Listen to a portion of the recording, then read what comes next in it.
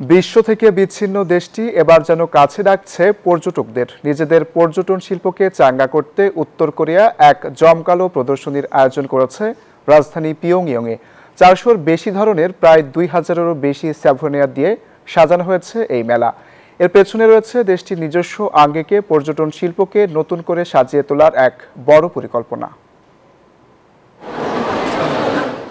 বিশ্বের কাছে নিজেদের দরজা যেন একটু একটু করে খুলছে উত্তর কোরিয়া।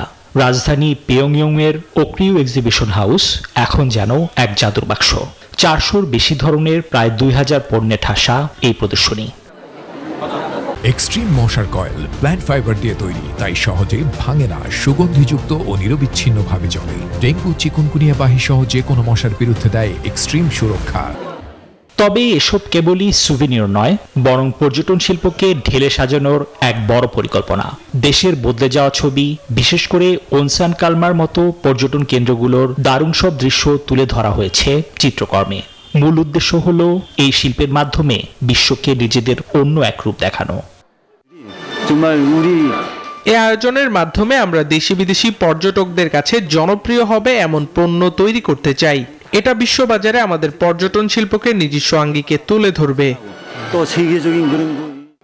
শেষ পর্যন্ত এই প্রদর্শনীর মধ্য দিয়ে উত্তর কোরিয়া তাদের ঐতিহ্য আর কারুশিল্পকে বিশ্বের সামনে তুলে ধরতে চায়। তাদের একমাত্র লক্ষ্য নিজেদের ঢঙে পর্যটন শিল্পকে এমনভাবে সাজানো যেন বিশ্ববাজারে তাদের সুভিনিয়রগুলো হয়ে ওঠে আকর্ষণীয় এবং প্রতিযোগিতায় সক্ষম। নিবির আমিন, নিউজ 24।